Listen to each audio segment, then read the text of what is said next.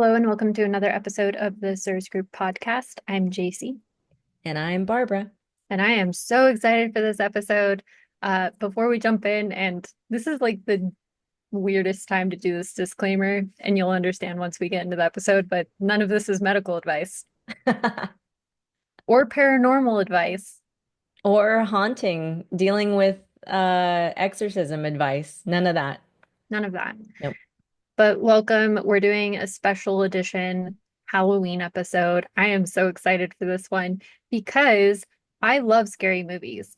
And Barbara and I were just commenting on this before we started recording, but this is one of my favorite pieces of Jacie and Barbara lore is that Barbara looks alternative, but listens to Mariah Carey.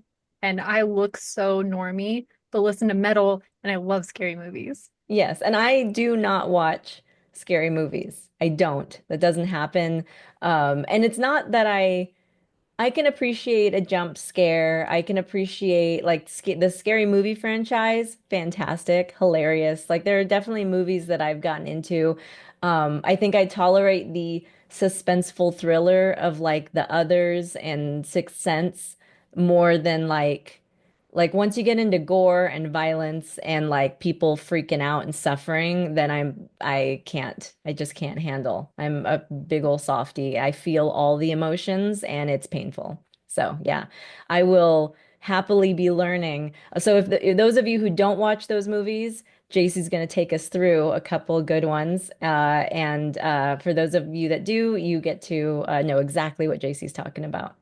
And we swear this is CIRS related. Oh, So it is. By the way, yes, this isn't just a recap of JC's favorite scary movies, but it kind of is. It is, yeah, but it's we don't worry guys. We're staying on topic. This is I don't know if it could be helpful in the SIRS department. We'll Yeah, see. Let's see what we'll happens.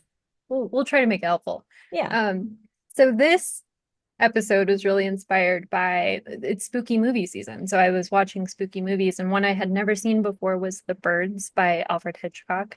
Don't know how I missed out on that in the first 31 years of my life, but I rectified that. And I, being the curious person I am, I was like, okay, what is the origin of this movie? And for anyone who doesn't know, The Birds is a movie about birds just suddenly start attacking people, and everyone's like, ah, this is scary. Um, so Ah, the least scared that's ever been. Okay, go ahead. I'm yeah. excited. So I looked into it, and it turns out that The Birds was inspired by an event that happened 2 years before the movie was actually released. And it was just these seafaring birds that randomly started just dive bombing into buildings. And years later, like years and years later, they found out it was caused by cyanobacteria, which for people who are familiar with CIRS will recognize as one of the biotoxins that can cause CIRS. Isn't that wild? It made me so excited. It's such a trip. I mean, birds basically kamikazing themselves into buildings en masse. Like it wasn't just like, oh, because unfortunately, I think most of us have experienced a bird flying into a window, and that sucks because it's sad and all the things, right? But this was like a whole thing in a particular town or area. So that's why people did research and obviously figured all of this out. It's just crazy to me. So then I was reflecting upon some of the scary movies that I've seen, and I realized that biotoxins, and most commonly mold from my experience watching scary movies, is a common theme in horror. So I wanted to mention a couple of specific ones. And I think the first one that comes to mind, and this is a series I haven't actually watched, is The Last of Us. From my understanding, it's like there's a fungus that's growing, and if you touch the fungus, then you become a zombie-like person. I might be describing that really wrong, and if I am, and you're a big fan of the show, I am so sorry. Just let us know in the comments if how wrong we are. I've only played the first video game of this series, which I think it may not have originated as a video game, but it was that before it became a series, I know. And yeah, the storyline is there's one girl who seems to be immune, and so she must be the key to like fixing humanity or saving the world or whatever. And I won't give any spoilers from there, but yeah, that's my understanding of the concept. She must have a good haplotype. Exactly. The other one I thought of, and this one's kind of sci-fi horror, which is typically not my favorite genre, but it was called Archive 81. It was available on Netflix this time last year. And it's basically this guy goes to like this millionaire's bunker to restore some footage, like old tape recorder footage of this old building in big city, unnamed big city, like you assume it's New York kind of a thing. But the big I mean, not to give it away, but like the big thing in it is like the tapes themselves are moldy, and then it turns out like mold was an issue in the building itself. And I remember watching it this time last year, and I was like, oh my gosh, of course it's mold. Like that just makes sense. Right. And then my very favorite, and I'm gonna try not to wax poetic about it, but honestly, if you like scary stuff, if you like horror, this is my favorite of the genre. It's called The Haunting of Hill House. It's available on Netflix. And it's a series that is exploring the different stages of grief that you experience, like the human part of the story. And I think that's why I like scary movies, just as a side note, is like it's an interesting format to explore the quote unquote horror of the human experience. And to that end, I think that's why we see a lot of biotoxins in horror movies because it is a horror of the human experience is these biotoxins. But anyways, in The Haunting of Hill House, it's about this family that goes to a home and they're renovating it for resale, and they find black mold in the house. And I'm not going to give away any more than that, but the mold turns out to be really thematic to the entire series, and it's kind of this idea of a growing infestation, whether it's in your home or in your family. Gross, but Yeah. also terrifying. I can see why that would be a horror movie. So now that I got to talk about all of my favorite scary movies, when we first started talking about this, when I told Barbara about the birds and wanting to talk about scary movies on our podcast, it reminded me of this Reddit thread that I freaking love. It's hilarious. I think we should just read it. Should we just read it? Sure, why not? And we'll link this also in the show. I think we should link to the report on the cyanobacteria with the birds and like that research that was done, and then also this list as well. I think it'll be fun for people to read through themselves also. But the idea behind the Reddit post is there's a lot of paranormal shows, like paranormal reality shows on television. And it's like, well, what what if it's not actually paranormal activity? What if it's just a side effect of a poorly built house or water intrusion?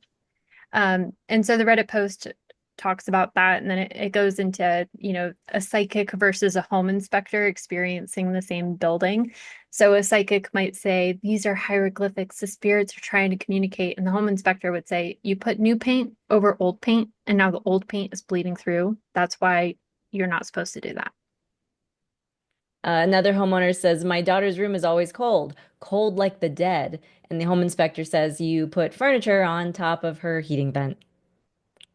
A business owner says, I got locked in the bathroom, even though the door has no lock, and the home inspector says it has a lock. The lock is right there on the knob.